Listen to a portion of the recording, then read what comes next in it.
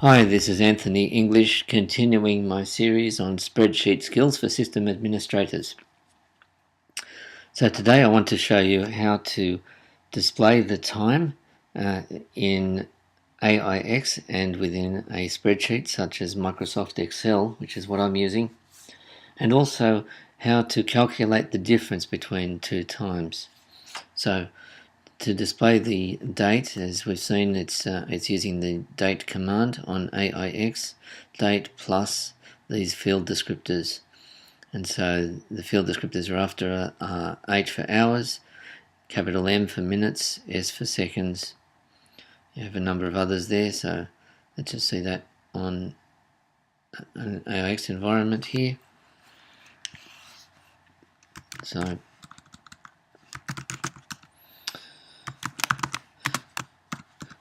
hours, that's in 24-hour time, and then minutes and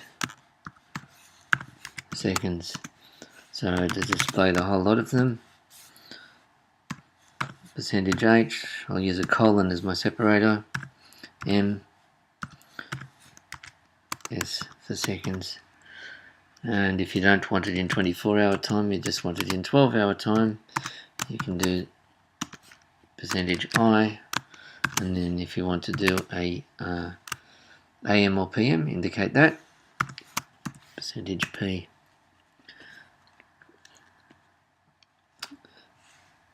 And so to display an entire date and time, including, so we have the date here, the day of the month, the year in the format of 4 digits, and then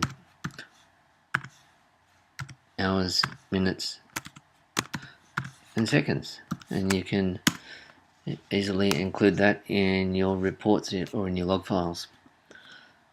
So all of this is available in the attached a document showing each of the fields that you use for the AIX date command.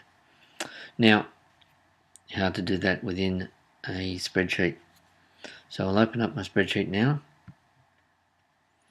and I'm going to assume that I'm running a report, let's say running it at 8 o'clock every morning. So this report has got a start time and an end time. And so I'm going to say just in hours, minutes and seconds. So I'm going to say the first report ran on the 3rd of November and started at 8 a.m. The second one was on the 4th of November at 8 a.m. and 5th of November at the same time. So notice as I hit that, I'll just do this one in a different format. I'll say November 5, 2013 at 8 a.m. Watch what happens when I hit enter here. Yep, we'll make that one November the 6th. Okay, so the spreadsheet has worked out the format that I'm doing that in a format of date and time. I actually want to display that showing a slightly different format. So I'll select the fields. I'm going to do this for the end time as well. Select the cells and change the format. I've got a few options here for the date, including a date and time, but I actually want a 4-digit year. So I'm actually going to customize this, and here's how. I'm going to go, note the sample up the top here, so I'm going to say month first, 3 letters. As soon as I hit the 3rd letter, that will give me the abbreviated month name, just what I want.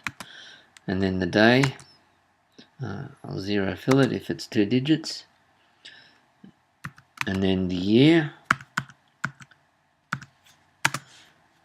And now I want hours and minutes. Now what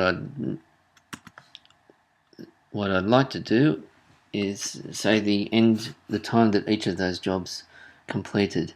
So this one, I'll say it finished on the same day at 8:30 a.m. This one finished the same day that it started,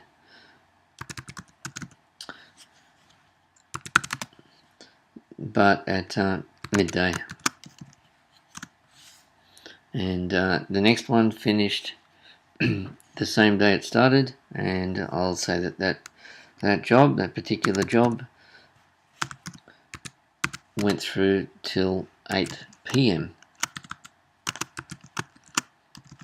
20:00. And this one, the 6th of November it started, but I'm going to say that it actually took a full day and 1 hour to run. So that is 9 a.m. the following day. Right, so it just comes down to calculating how long each job took, and that ought to be a simple calculation of this day minus this day, or this end time minus this start time.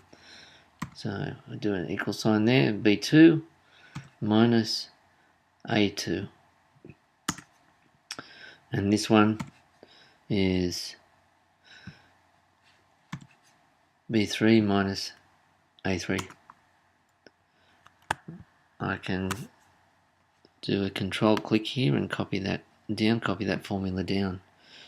Now what we're seeing here is the total runtime, which is not a terribly helpful format. Well, 0.5 we can work out is 12 hours, but the others are showing, well, this ran for 1.04 days, which is not very useful.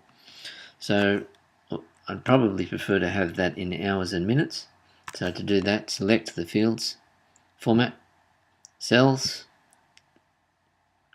and I could select the time and the time format I want. If I go for this, look at the sample there. So that gives me hours, minutes. And that's pretty good. Still not quite what we want, but we're close. So let's just click on that. Right, that's a lot better. So yeah, that one went from 8 a.m. to 8:30 the same day, 30 minutes. This one took 4 hours, and this one was 12 hours. But look at this one here. Started on November the 6th at 8 a.m. It took 1 day and 1 hour to run. Now, what has the spreadsheet done here? It's only displayed it as 1 hour, a 1 hour job, but in fact it took 25 hours. So the reason it's done that is that these fields are expected to be a valid time of the day. And so when we get to 25 hours, well, the spreadsheet it says, well, we've clocked over 24 hours, let's start again. Start off at 0. So if that job had finished at exactly 8 a.m. the following day, watch what happens. It'll say the job took 0 time to run, which is obviously not correct. So what I need to do, I've just done an undo here, and what I need to do is to say, well, no, this is not actually a time, it's a total number of hours. And so to display that, format again, cells, and notice here this one, 37 hours. So it has gone past the 24 hours and displaying it in hours, minutes and seconds. Or you can simply customize that. And here's how. You have hours, note the sample, and minutes and seconds if you like. We're not using seconds, so that's fine. So if I were to do that, that's the format we have at the moment. Really what I want to do is to say, no, the hours should be a cumulative total. It's not the actual hour of the day. So to do that, square brackets around the top. Watch what happens to this field here. 25 hours. So that's exactly what we want. And then finally we just want to sum it all up. find out how much the total hours for all of the jobs put together was. 41 hours. So there you have it. A few tips on using dates and times in AIX and in Microsoft Excel. Once again, check the date command from the AIX command page, the command documentation available online, and also check out the cheat sheet that I have there attached to this video. This is Anthony English. We'll see you next time.